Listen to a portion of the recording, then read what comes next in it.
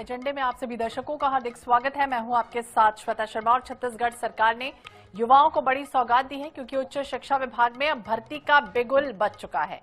सरकारी कॉलेजों में अब हजारों छात्रों की पढ़ाई को नया आयाम मिलेगा क्योंकि सरकार ने 700 से ज्यादा पदों पर भर्ती की जो स्वीकृति है अब वो दे दी है। अब ये भी आपको बताएंगे कहां कहां नौकरियां निकल रही हैं और किससे मिलेगा सुनहरा मौका इस खास मिड डे एजेंडे में।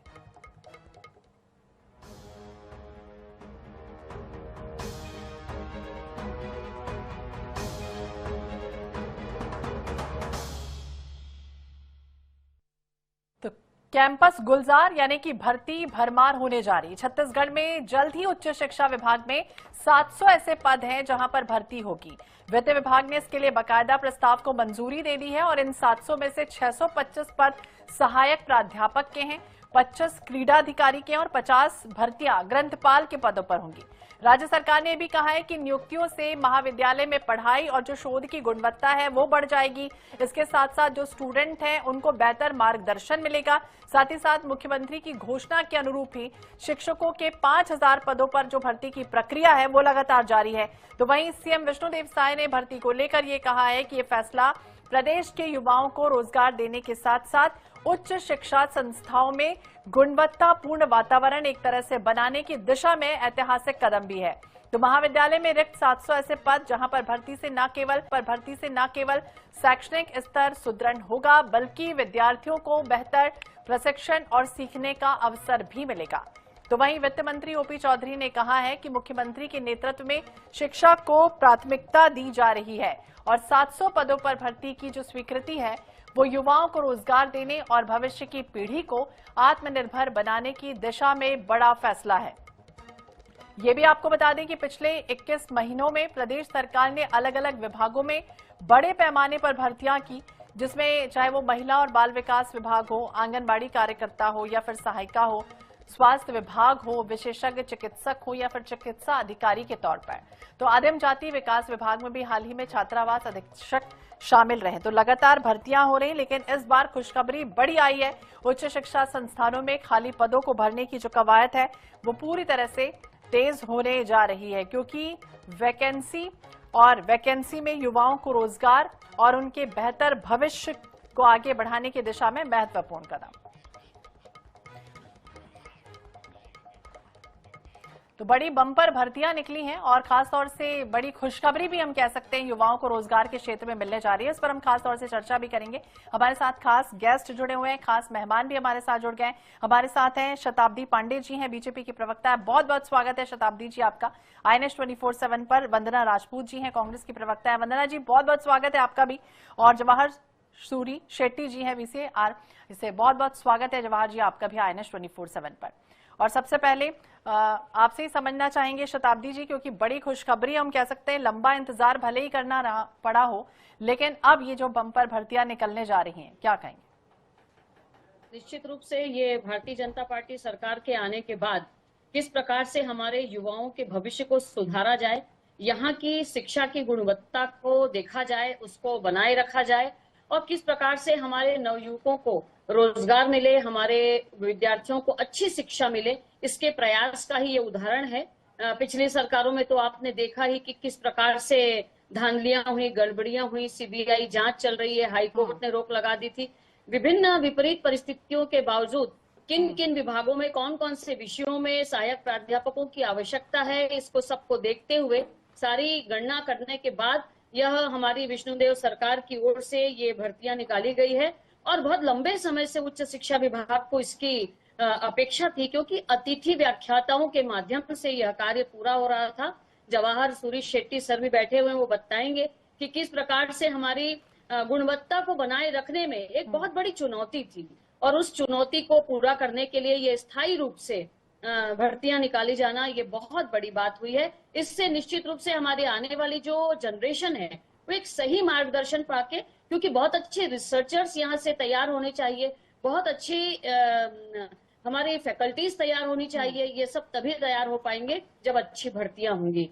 तो ये बहुत अच्छी पहल है, बहुत अच्छा प्रयास है। अब देखना यही है कि बहुत शीघ्रता से भी ये नियुक्तियां होनी चाहिए, क्योंकि हाँ। इसकी एक लंबी प्रक्रिया होती है, समय लगता है और प्रशासनिक क्षमता के आधार पर, उनकी इच्छा शक्ति के आधार पर पीएससी के माध्यम से सरकार की अपेक्षा रहेगी कि इसमें जल्द शीघ्र ही ये नियुक्तियां हो जाएं और लोगों को इसका लाभ मिल पाए। बिल्कुल लाभ मिल पाए और है, नियुक्तियां जल्द से जल्द हो जाए। वंदना जी से भी ओपनिंग स्टेटमेंट ले लेते हैं। वंदना जी, जिस तरह से सीएम भी कह रहे हैं युवाओं को रोजगार बेहतर मिलेगा, आने वाले समय में जो शिक्षा का स्तर है वो गुणवत्तापूर्ण बनने वाला है, तो देर आए दुरुस्त आए। बिल्कुल श्वेता जी, देर आए और दुरुस्त आए। और आप देखेंगे कि शासकीय महाविद्यालयों में 700 पदों की भर्ती की बात कर रहे हैं, लेकिन आप देखेंगे कि शासकीय महाविद्यालय में मेरे को लगता है 700 पदों की भर्ती पर कुछ भी नहीं होगा। करीबन 5000 के लगभग जो पद खाली हैं उनको भरना चाहिए, क्योंकि हम देखते हैं कि शासकीय महाविद्यालय का जो पढ़ाई का जो रैंकिंग है लगातार दिनों दिन गिरता जा रहा है और छात्रों के भविष्य से खिलवाड़ कर रहे हैं। पढ़ाई के बारे में आप देखेंगे कि आप कोई भी शासकीय महाविद्यालय में चले जाइए, आप पंडित रविशंकर यूनिवर्सिटी में चले जाइए, वहां जो छात्र हैं वो बड़े उम्मीद लेकर के जाते हैं कि आज भी हमारे आएंगे शिक्षक, आएंगे हमको पढ़ाएंगे, लेकिन हर रोज मेरे को लगता है कि 6 पीरियड में यदि 2 पीरियड यदि हो जाता है तो बहुत है। तो इस तरह से जो महाविद्यालय है वो लगातार इसी तरह चल रहा है। और रही बात भारतीय जनता पार्टी की सरकार में पिछले 15 साल की बात करूं या अभी 2 साल की बात करूं, इन लोग हमेशा से सरकार की एक यही मंशा रही है, या तो संविदा की बात करते हैं या अस्थायी शिक्षक को भर देते हैं।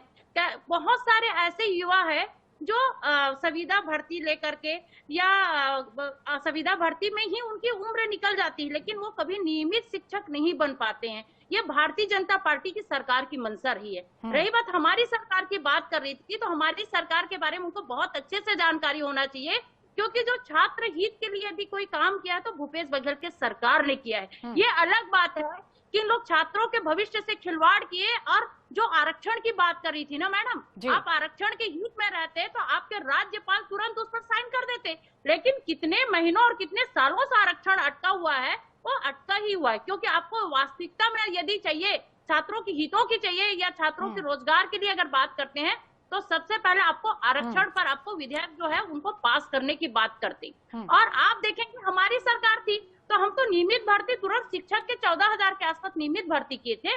15 साल के डॉक्टर रमन सिंह की सरकार की बात करूं या अभी इस सरकार की बात करूं, इन लोग तो बात किए थे 1 लाख हर वर्ष हम लोग 1 लाख जो युवाओं को सरकारी नौकरी देंगे। 1 लाख की तो बात छोड़ दीजिए, अभी कुछ दिन पहले विष्णुदेव साय जी का आया था कि 5,000 शिक्षकों की भर्ती करेंगे। एक बार वित्त मंत्री जी बोलते हैं कि हम लोग 30,000 शिक्षकों की भर्ती कर रहे हैं, विधानसभा सत्र में बोलते हैं कि हम 55,000 शिक्षकों की भर्ती करेंगे। तो सबसे पहले इन लोग का अलग अलग जो बयान है उनको एक ठीक है, बयान पे हम चर्चा भी करेंगे और शताब्दी जी से जवाब भी लेंगे वंदना जी आपकी बातों का।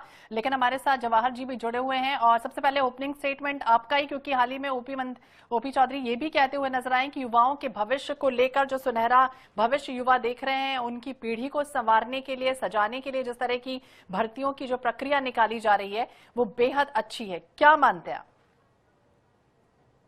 नहीं, देखिए 5,000 की जरूरत हो या 10,000 की जरूरत हो, कहीं ना कहीं शुरुआत तो करनी पड़ेगी। और शुरुआत हो गई है और 700 के अगर नियुक्ति हो गई है तो ये गलत बात नहीं है, अच्छी ही बात।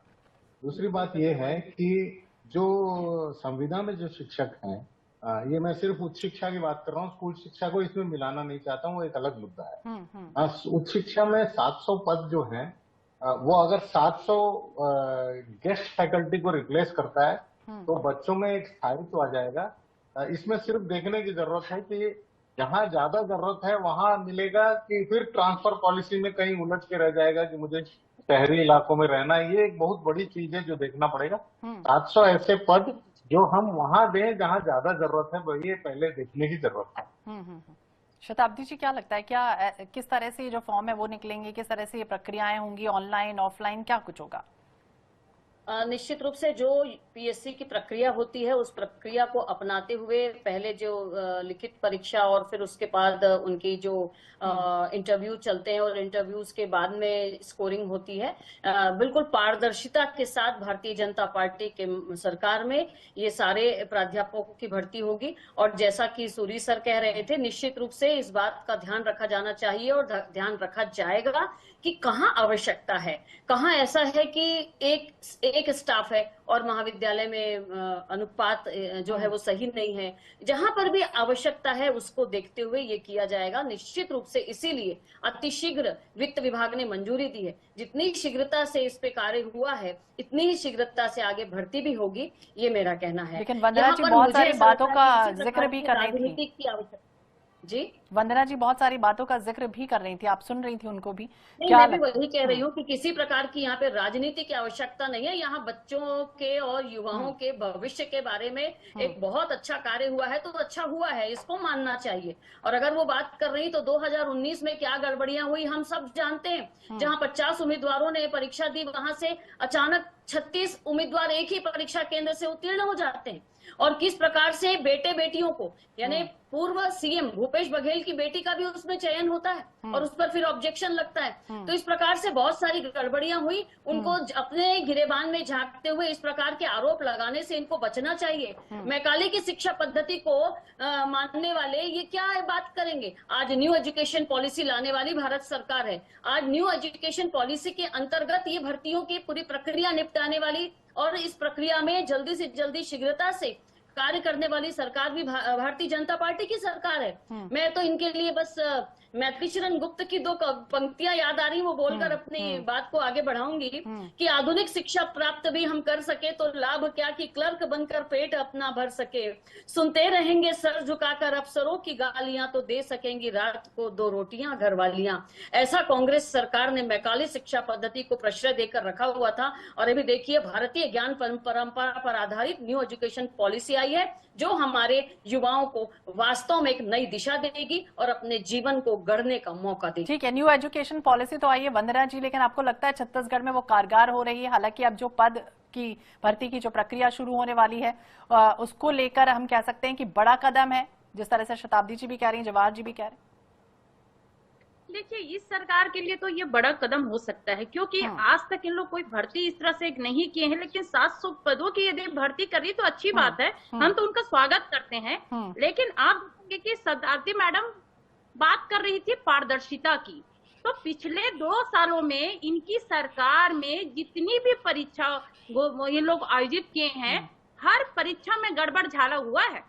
चाहे आरक्षक भर्ती की बात करूं, आपको तो याद होगा श्वेता मैडम जी कि आरक्षक भर्ती में अभी शिक्षकों की भर्ती पर बात हो रही है, निश्चित रूप से उस पर बात करें कि कांग्रेस सरकार के समय क्या हुआ था, क्यों ऐसी बातें करती हैं? नहीं, ऐसे में नहीं चलेगा काम। वंदना जी रुकिए 1 मिनट, सीएम साय ने क्या कुछ कहा और वित्त मंत्री ओपी चौधरी ने क्या कुछ कहा, वो हम अपने दर्शकों को और आपको भी सुनाते हैं। देखिए 20 महीने हुए हैं शासन को और हम कह सकते हैं कि 20 वर्षों में करीब विभिन्न विभागों के माध्यम से 10,000 शासकीय नौकरी हम लोग दिए हैं और लगातार भर्तियां चल रही हैं।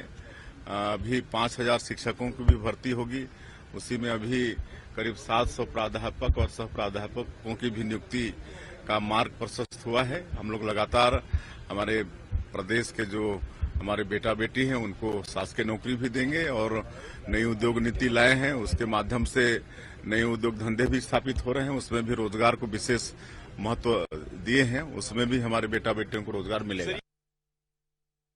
जी, माननीय मुख्यमंत्री जी के निर्देश पर काफी अध्ययन करके और माननीय मुख्यमंत्री जी के निर्देशानुसार उच्च शिक्षा मंत्री जी के प्रस्ताव पर 700 पदों को उच्च शिक्षा विभाग में भर्ती की अनुमति दी गई है और भर्ती की प्रक्रिया लगातार चलती रहेगी। लगातार चलती रहेगी। वंदना जी सुना आपने, सीएम कह रहे हैं कि उद्योग नीति जिस तरह से लाई जा रही है उसमें भी बेहतर भविष्य की संभावना है, युवाओं को रोजगार मिलेगा। दूसरी तरफ उन्होंने कहा कि 10,000 तो सरकारी नौकरियां ऐसे ही दे दी हैं अभी हाल ही में 20 महीने में।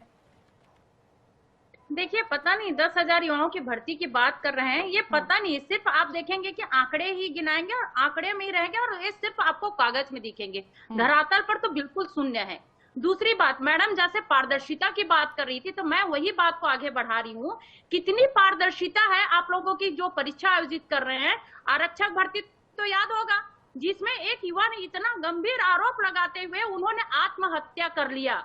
आपको तो बिलासपुर की वो परीक्षा याद होगी जहां पर बाहर में बैठ करके मोबाइल के द्वारा चीटिंग करवाया जा रहा है। आपको उस परीक्षा का भी तिथि याद होगा मैडम, जो समग्र शिक्षा भर्ती होता है। 18 तारीख को सुबह इसकी सूचना निकलती है, 18 तारीख को शाम को इनका इंटरव्यू हो जाता है और 21 तारीख को इसका परिणाम आ जाता है।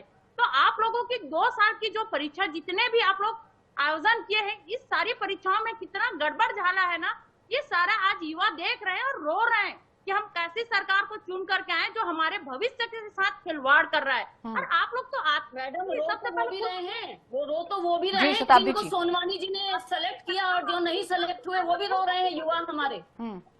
और सोनवानी जी आज जेल में क्यों है आपके सरकार के समय के, जिन्होंने पीएससी में कितनी गड़बड़ियां की, उनका ड्राइवर तक सेलेक्ट होता है। आप देखिए कितनी गड़बड़ियां हुई है आपके शासनकाल में। किस मुंह से आज ये कांग्रेस की प्रवक्ता यहाँ बैठकर कुछ कह रही है, मुझे तो आश्चर्य लग रहा है। कितनी गड़बड़ियां हुई है वहाँ पर। पीएचडी के छात्रों को छोड़कर केवल शोध पत्र जिन का प्रकाशित हुआ था उनका सिलेक्शन हुआ है। भूपेश बघेल की लड़की का सिलेक्शन हुआ है और सीबीआई की जांच चल रही है। 5000 पदों पर भर्ती करना चाहिए, 5000 पदों पर भर्ती करना चाहिए।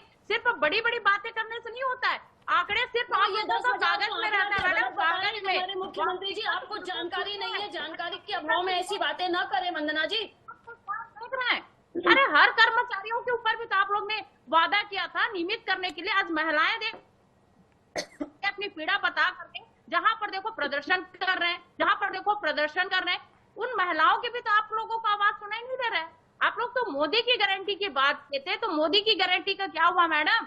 आप छत्तीसगढ़ के बेरोजगारों को प्रति वर्ष आप लोग 1 लाख किस प्रकार की बात कर रही हैं? आप कौन सी प्रकार की बात कर रही हैं? आज अगर प्रधानमंत्री आवास देख लीजिए, महातारी वंदन देख लीजिए, आप किसानों का समर्थन मूल्य देख लीजिए, मोदी गारंटी तो हर जगह पूरी हुई है। आपके कार्यकाल में भर्ती में अनियमितता, परिणाम में गड़बड़ी तो आपके कार्यकाल में हुआ है। बात करती है ना, वो कांग्रेस सरकार के समय वित्त मंत्री ओपी चौधरी चाबी दे रहे थे, वो हमारी सरकार के समय बनी हुई थी। आप लोग सिर्फ आंकड़ों में बात करते हैं, क्योंकि आपकी सरकार ये पिछले लगभग 2 साल में बिल्कुल फेलवर सरकार साबित हुई है। आज छत्तीसगढ़ की जनता देख रही है। लेकिन वंदना जी, चाहे कांग्रेस हो चाहे बीजेपी हो, दोनों ही पार्टियां तो हमेशा हित में ही ध्यान रखती है ना कि रोजगार मिलेगा, युवाओं को बेहतर भविष्य मिलेगा। तो अब जब भर्तियां निकल रही हैं तो ये तो अच्छी पहल हुई ना, सराहना तो होनी चाहिए। बिल्कुल श्वेता जी, मैं तो वही बोल रही हूँ, मैं तो सराहना कर रही हूँ, मैं तो चाह भी रही हूँ। सिर्फ 700 पदों की भर्ती क्यों, मैं तो 5000 पदों की भर्ती की भी सराहना करना चाहती हूँ। मैं प्रशंसा करना चाहती हूँ इस सरकार। मैडम किसी भी जहाँ पे युक्तियुक्तकरण से, जहाँ आवश्यकता है, जहाँ की आवश्यकता है, इतने बड़े शिक्षाविद हमारे बीच बैठे हुए हैं, वो स्वयं बताएंगे। आवश्यकता अनुसार भर्तियां निकाली जाती हैं, उनको भर्ती करने की पूरी प्रक्रिया चलती है, विज्ञापन के लिए समय दिया जाता है, फिर उसके बाद रिटर्न एग्जाम होता है, उसके बाद साक्षात्कार का समय होता है, उसके बाद नियुक्तियां होती हैं। तो इस प्रकार से ये कोई भी काम नियमानुसार होगा, शिक्षा नहीं होगा कौन संभाले? थोक में प्रत्येक 2 महीना 4 महीना में जो प्रोफेसर है उनका भी रिटायरमेंट रहता है। रिटायरमेंट के बाद उनकी व्यवस्था को कैसे सुधारे, ये क्या भारतीय जनता पार्टी की सरकार इस पर कुछ सोच रखी है? पिछले 2 साल की सरकार में। ठीक है, जवाहर जी से भी समझते हैं। जवाहर जी, छत्तीसगढ़ के एजुकेशन सिस्टम को देखिए, आप लंबे समय से शिक्षाविद रहे हैं और आप देख भी रहे हैं पॉलिसी को देखिए, तो हमने देखा है कि नीचे से तीसरे नंबर पर आती है। और जिस तरह से हाल ही में गजेंद्र यादव ने अब शिक्षा मंत्री का पद संभाला, गुजरात के दौरे पर जा रहे हैं, इंटरनेशनल लेवल पर अगर हम देखें तो गुजरात मॉडल की बड़ी सराहना हो रही है शिक्षा क्षेत्र में, उसी की तर्ज को अब छत्तीसगढ़ में इंप्लीमेंट करने की तैयारी। आपको लगता है कि अब शिक्षा के क्षेत्र में या फिर दूसरी भर्तियों की प्रक्रिया के माध्यम से कहीं ना कहीं स्टैब्लिश किया जाएगा छत्तीसगढ़ को?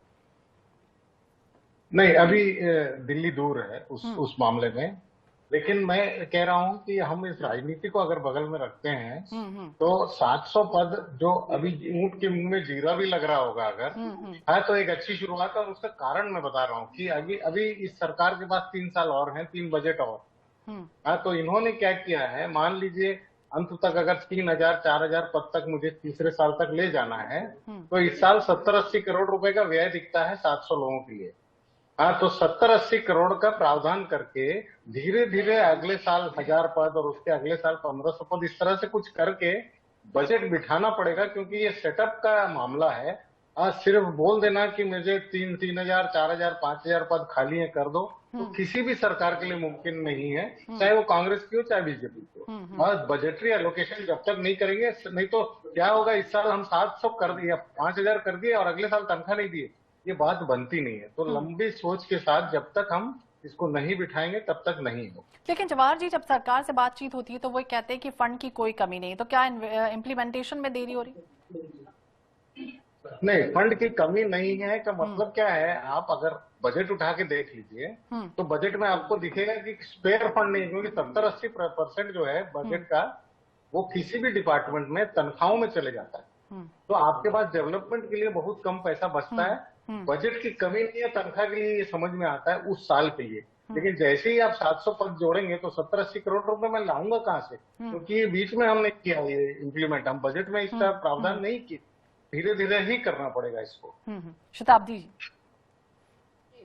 निश्चित रूप से मैं ये कहूंगी कि जो जवाहर सूरी सर कह रहे हैं वही बात कि बजट में एलोकेशन करना पड़ता है, क्योंकि नियुक्तियां होने के बाद सतत उनके जितने भी पेमेंट्स हैं वो उनके वेतनमान सब होने चाहिए सही तरीके से।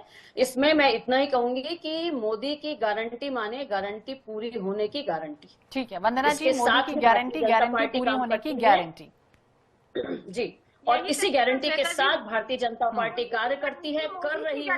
भले ही जनता को लूट लिए, आप जनता समझ रही है कि मोदी की गारंटी मतलब जुमलोबाजी की गारंटी। आप देख रहे हैं श्वेता जी, मैं छत पर बैठी हूँ, इसका आज कारण मैं आपको बताती हूँ। खैर ये विषय से हट करके है।